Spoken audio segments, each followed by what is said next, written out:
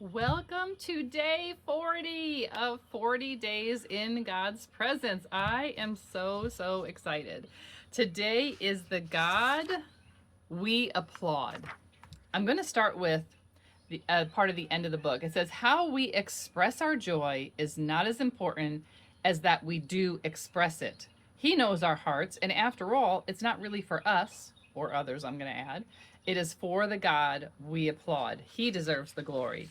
And so I just want to give God glory for helping me through these 40 days. This was such an exciting but challenging undertaking, and I just want to thank you for being here. Thank you so much. If this is your first time and you're just seeing this pop up in your feed now, then I'm thanking God and the YouTube algorithm. But if you have been following along, thank you so much as well for being just being part of this channel and enjoying this as much as I have. Again, I picked this book up out of a box I was going to toss out when we moved, and I'm so glad that I kept it. God's promises, yes, and God's truth is timeless. And so this book, it was written in like 2003. It's got to be 20 something years old, because she has another book I just saw at the end, and I'll mention that in the description or in the notes and below. She has another book of 40 days. I did not buy it. I do not have it. But it was released in 2006. So that's why I know that this book has been around a little while. Again, who God is timeless. And so it doesn't even matter how old this book is. Her references are still really on point. In fact, she starts this out with Psalm 100, verse 1 and verse 4. This is the Message paraphrase. I'm not going to get into conversations too much about translations. I will say my husband, Pastor Tim, or Tim DeZenzio, he is really good about talking about it's not about the translation, it's about the transformation. So I will quote him over and over again when it comes to that conversation. And so this is a paraphrase of the message version. I'm not sure if you can call it a version, but it is a paraphrase. And it says, on your feet now, applaud God. Enter with the password, thank you. Thank him and worship him. And so I grew up with the King James of make a joyful noise to the Lord, all ye lands. Serve the Lord with gladness. Come before his presence with gratefulness. I don't remember the rest of it. I think that was part of the song that I memorized the song. But it says, enter his gates with thanksgiving. That is the quote we're used to, that I grew up memorizing, enter his gates with thanksgiving. And here it says, enter with the password, thank you. That is so applicable to us these days. How often do you have to change your passwords? How much do you hate having to change your passwords? And I advise against having the same password for everything, but how hard is that to keep track of all the passwords? Thank God, to get into his presence, it's simply thankfulness and a grateful heart that we enter his presence. And she talks here about the story she's telling in this chapter is about going to see the Passion of the Christ in theaters. I don't think I saw that in the theater. So let me know, have you seen the Passion of the Christ? Did you go to a theater? You're one of the older crowd if you did, which is who belongs here. If you're one of the younger crowd, that's great. Did you see the DVD or have you seen it streaming anywhere? The Passion of the Christ was a impactful movie.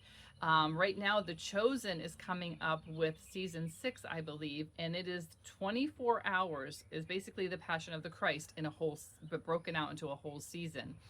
And so he's talking about in the theater, you know, the scourging of Christ, his crucifixion is grueling.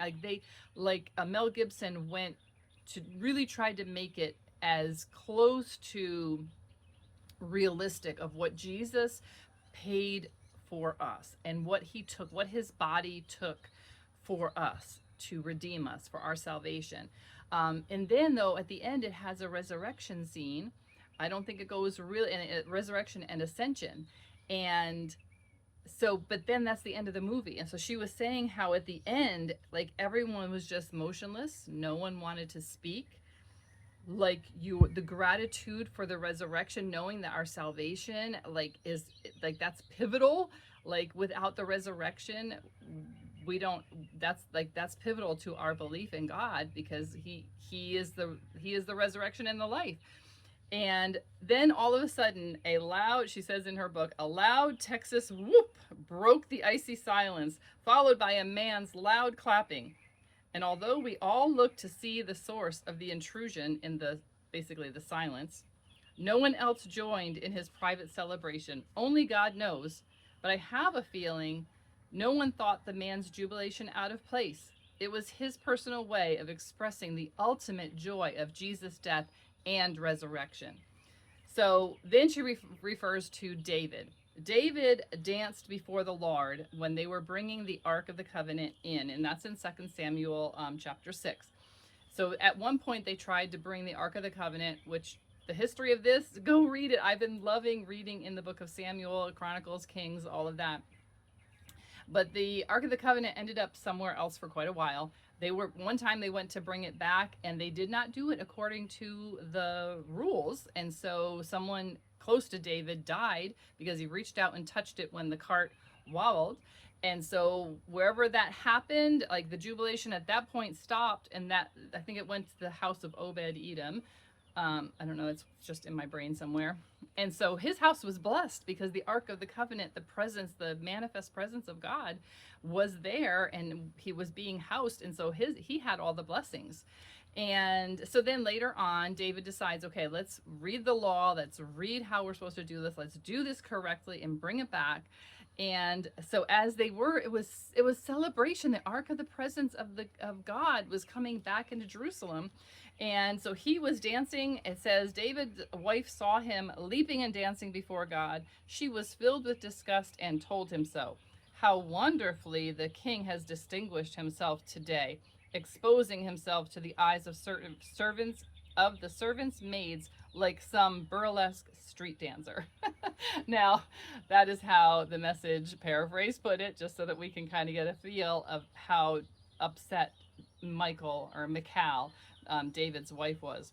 I remember a song that it was, I will dance like David danced. I will sing like David sang. I grew up with the Maranatha music in the 70s. And so David, basically, his response was basically, I will gladly be a fool for God, and I will dance for his glory far more recklessly than I've done here today. God's presence has been restored, and that's something to be joyful about. So again, 2 Samuel chapter 6, if you want to read about that. And so the truth is, we all have different ways of expressing our joy in the Lord. Like some people have even been, it's how you've been brought up. If you've been brought up that coming into God's presence is reverent and quiet, and that's just the response that you've been kind of bred in, or that's just your personality, like sitting in awe, even like in the mornings, listening to the birds and just sitting in quiet. I don't run around the backyard, leaping and praising God. But some people might, and that's okay if that's what they do. So we even see how Mary had different, I'm going to read this because it says this was so good. Scripture records myriad other joyful responses toward God. Dancing, singing, clapping, laughing, playing instruments, a true experience. Now, this is what I would love to be the title of. They might even put this on the title. A true experience with God always brings a response. It requires a response when you have had an experience with God, even if it is one of silent awe. Now, again, if you go back to the introduction when I did the invitation to this 40-day study, she asks the question, do you enjoy God? And that is when I read that introduction, I'm like, okay, I've got to use it. Like the Lord just impressed it on me at that point. Like this book is going to challenge you. Am I enjoying God? And so every chapter is a different view of God, a different name of God, a different way that we see God. And do I enjoy him? Do I enjoy being in the vine? Do I enjoy this God who deserves all the glory, the God that we applaud?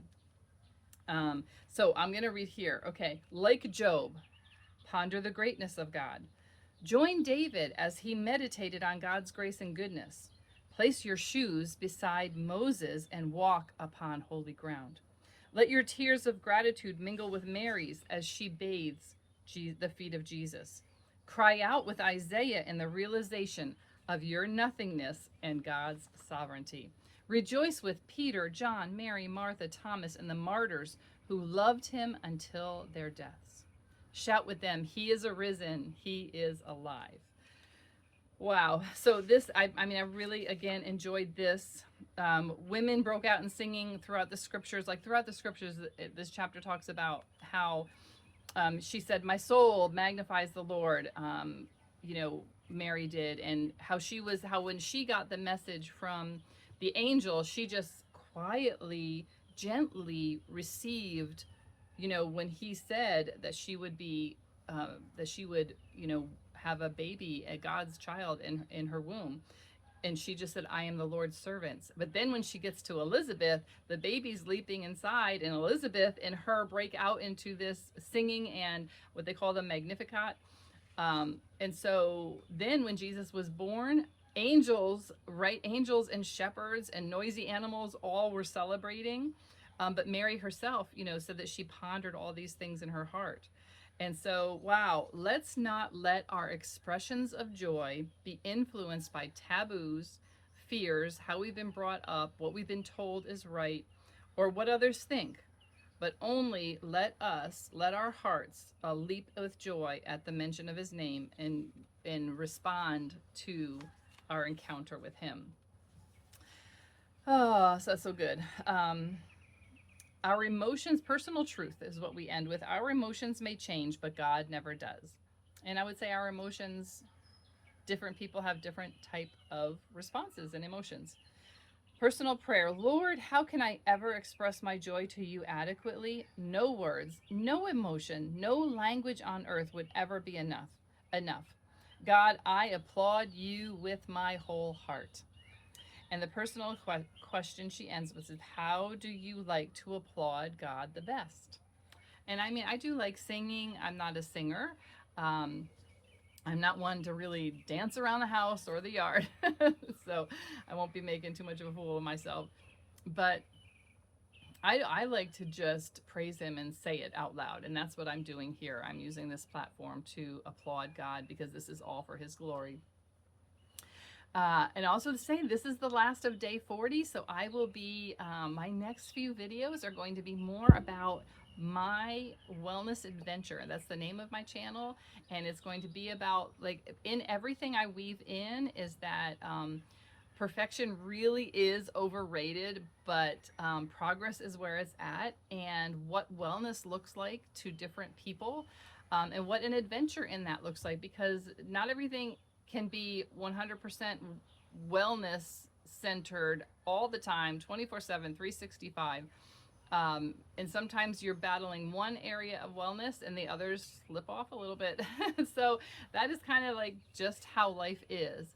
And so what does that mean and how do you navigate that? And that's what I'm looking forward to talking in future videos. So thank you. Thank you so much for being here with me.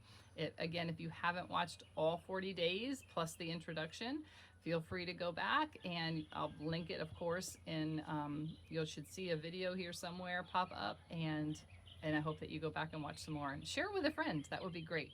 All right, God bless.